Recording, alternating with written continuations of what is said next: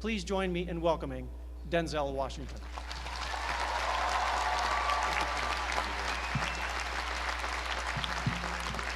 Thank you.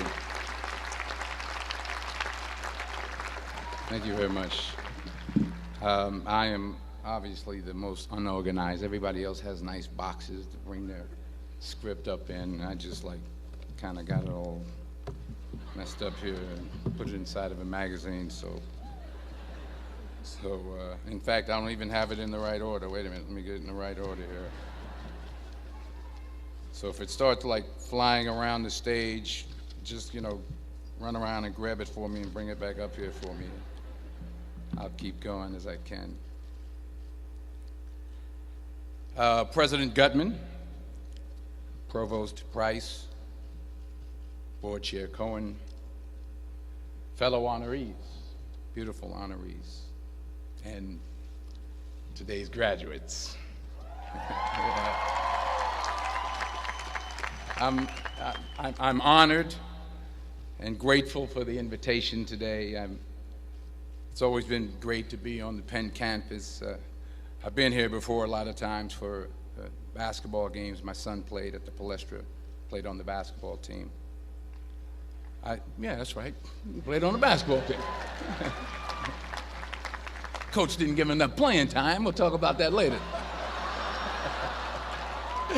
No, but I'm really pleased with the progress that Coach Allen has made, and no, I do. I am. I really am, and I hope him the best success in the future. And I always get a warm welcome when I come to Pennsylvania, when I come to Philadelphia, except on the few occasions where I wear my Yankee cap.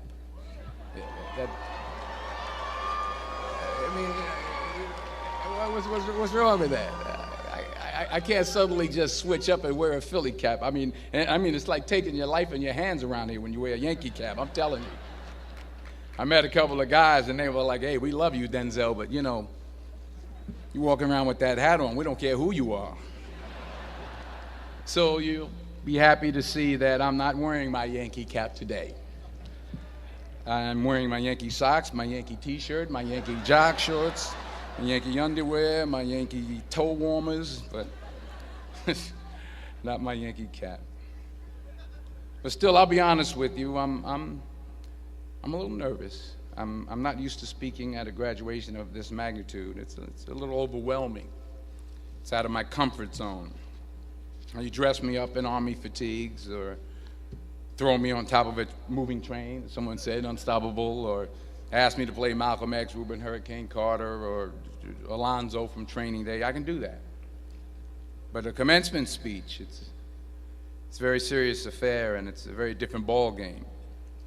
There are literally thousands and thousands of people here.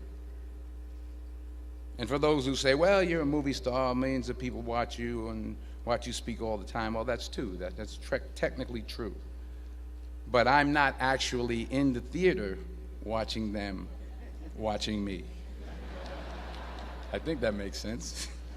I mean, I'm not there when they call for a fidget around or pull out their iPhones or text their boyfriend or scratch their behinds or whatever it is they're doing in the movie theater. But from up here, I can see every single one of you. And that makes me uncomfortable. So please, don't pull out your iPhones and don't text your boyfriend until after I'm done. Please. If you have to scratch your behind, I understand. Go ahead. I was thinking about this speech, what I should say. I figured the best way to keep your attention would be to talk about something, really like juicy Hollywood stuff. I thought I could talk about me and Russell Crowe getting in arguments on the set of American Gangster, but I said, no, you're a group of high-minded intellectuals, you're not interested in that.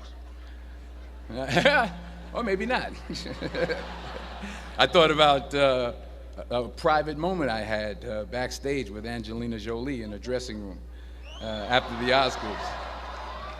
But I said, no, I don't think so. This is an Ivy League school, and Angelina Jolie half naked in a dressing room. Who wants to hear about that? No one.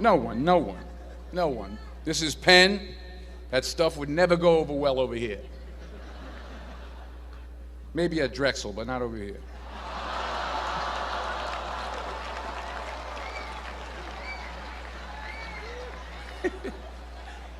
Woo, I'm in trouble now. So I was back to square one, feeling the pressure.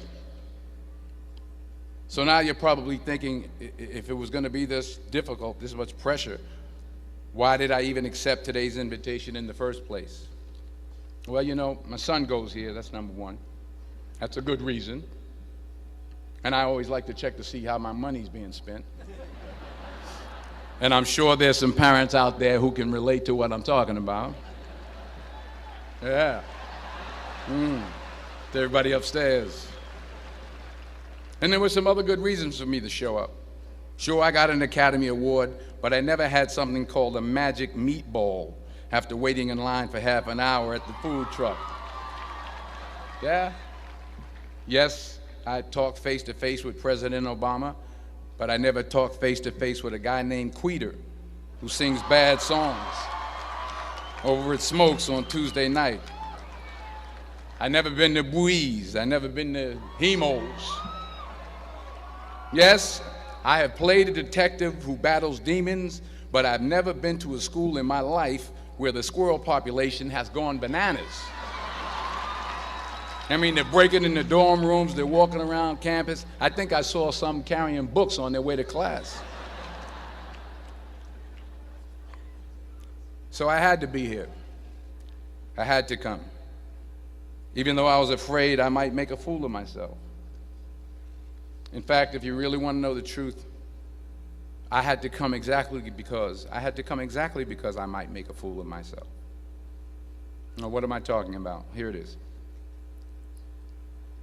I found that nothing in life is worthwhile unless you take risks. Nothing. Nelson Mandela said, "There is no passion to be found playing small and settling for a life that's less than the one you're capable of living." Now, I'm sure in your experiences in school and applying to college and picking your major and deciding what you want to do with life, I'm sure people have told you to make sure you have something to fall back on. Make sure you got something to fall back on, honey. But I never understood that concept, having something to fall back on. If I'm going to fall, I don't want to fall back on anything except my faith. I want to fall forward. I figure at least this way I'll see what I'm going to hit. Fall forward. This is what I mean. Reggie Jackson struck out 2,600 times in his career, the most in the history of baseball. But you don't hear about the strikeouts. People remember the home runs. Fall forward. Thomas Edison conducted 1,000 failed experiments. Did you know that? I didn't know that. Because the 1,001st was the light bulb. Fall forward. Every failed experiment is one step closer to success. You've got to take risks, and I'm sure you've probably heard that before, but I want to talk to you about why that's so important. I got 3 reasons, and you can pick up your iPhones. First, you will fail at some point in your life. Accept it. You will lose. You will embarrass yourself. You will suck at something. There's no doubt about it. And I know that's probably not a traditional message for a graduation ceremony, but hey, I'm telling you, embrace it, because it's inevitable. And I should know. In the acting business, you fail all the time. Early on in my career, I auditioned for a part in a Broadway musical. Perfect role for me, I thought, except for the fact that I can't sing. So I'm in the wings, I'm about to go on stage, but the guy in front of me, he's singing like Pavarotti. He's just, and he's just going on and on and on, and I'm just shrinking, I'm getting smaller and smaller. So they say, "Oh, thank you very much, and you'll be hearing from us." So I come out with my little sheet music, and it was Just My Imagination by the Temptations. That's what I came up with. So I hand it to the accompanist, and she looks at it and looks at me and looks out at the director and was like, all right. So I start, I'm going to sing. I'm like, it's just my imagination once again, and they're coming away with me. And I'm not saying anything, so I'm thinking I'm getting better. So I start getting into it. It was just my imagination. Running. They say, oh, yeah, thank you. Thank you very much, Mr. Washington. Thank you. So I assumed I didn't get the job. But the next part of the audition, he called me back. The next part of the audition is the acting part of the audition. So I'm like, hey, okay, maybe I can't sing, but I know I can act. So they pair me with this guy, and again, I didn't know about musical theater. And musical theater is big, so they can reach everyone all the way in the back of the stadium. And I'm more from a realistic, naturalistic kind of acting where you actually talk to the person next to you. So I don't know what my line was. My line was, well, hand me the cup. And his line was, well, I will hand you the cup, my dear. The cup will be there to be handed to you. I said, oh, okay. Well, should I give you the cup back? Oh, yes, you should give it back to me because you know that is my cup and it should be given back to me. I didn't get the job. But here's the thing. I didn't quit. I didn't fall back. I walked out of there to prepare for the next audition, and the next audition, and the next audition. I prayed. I prayed, and I prayed. But I continued to fail, and fail, and fail. But it didn't matter, because you know what? There's an old saying, you hang around the barbershop long enough, sooner or later you're going to get a haircut. So you will catch a break, and I did catch a break. Last year, I did a play called Fences on Broadway. Someone talked about it. Won the Tony Award. And I didn't have to sing, by the way. But here's the kicker. It was at the Court Theater. It was at the same theater that I failed that first audition 30 years prior.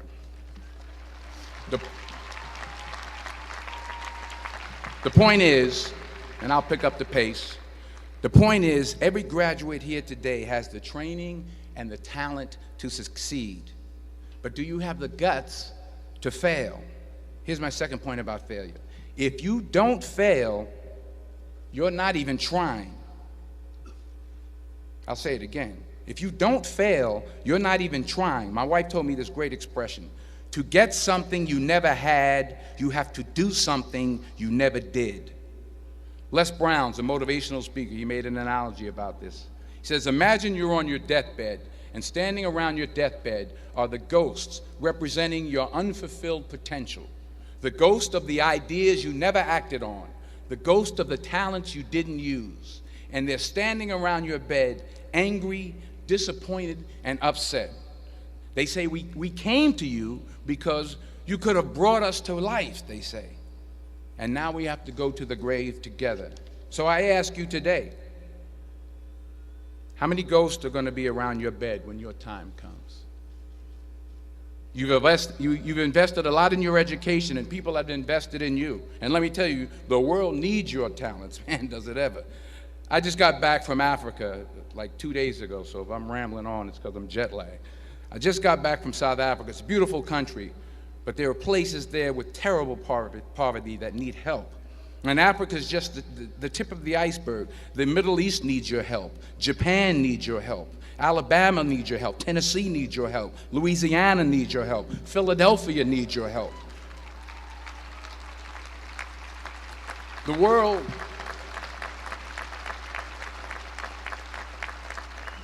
world needs a lot, and we need it from you.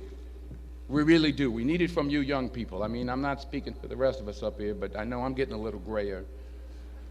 We need it from you, the young people, because remember this. So you got to get out there.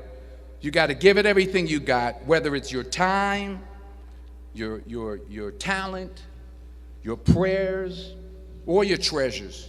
Because remember this, you will never see a U-Haul behind a hearse.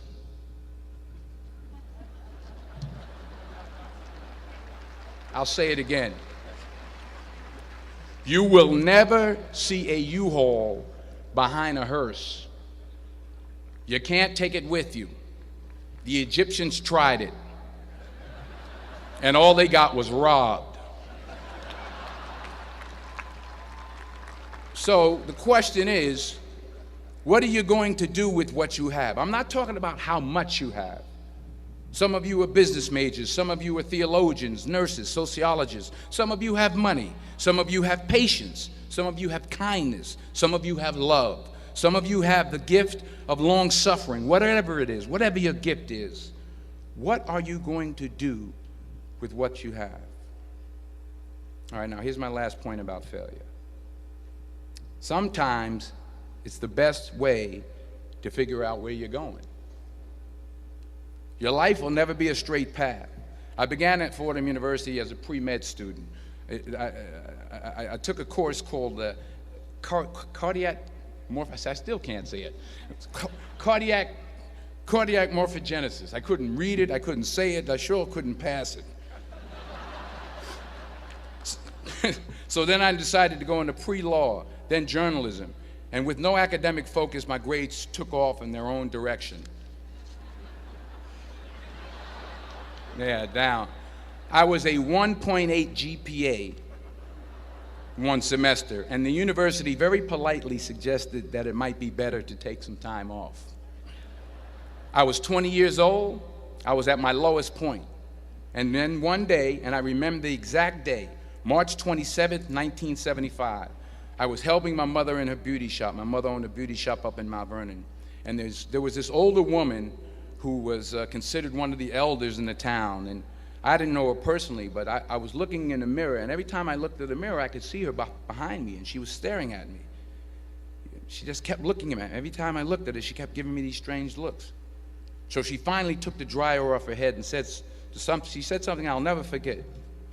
First of all, she said, "Somebody give me a piece of paper. Give me a piece of paper." She said, "Young boy, I have a prophecy, a spiritual prophecy."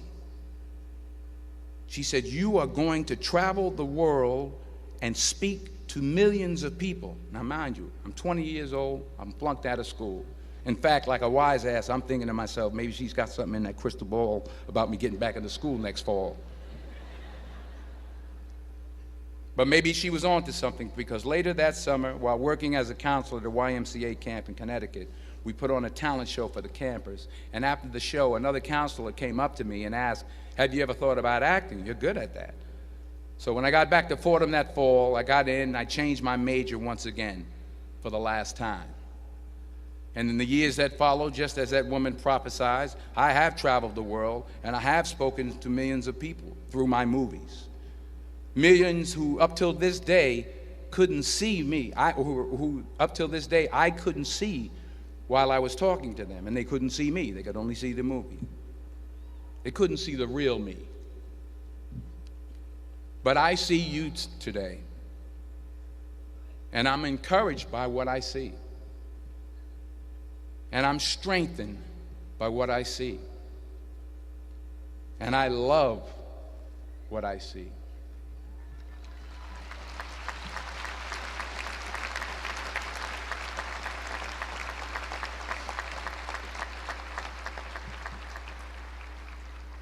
One more page, and I'll shut up. Let me conclude with this one final point, and actually the president kind of brought it up. It has to do with the movie Philadelphia. She stole my material. Many years ago, I did this movie called Philadelphia. We filmed some of the scenes right here on campus. Philadelphia came out in 1993. Most of you were probably still in diapers. Some of the professors, too. But that cracked me up. But it was a good movie. Rent it on, Netflix. It's a good movie. Rent it. I get 23 cents every time you rent it. Please, rent it. True. Parents up there, rent it. Netflix, please.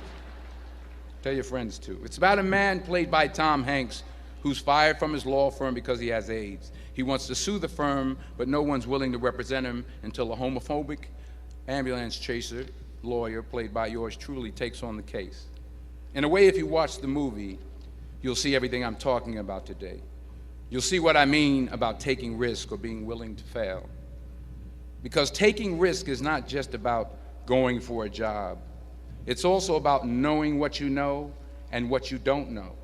It's about being open to people and to ideas.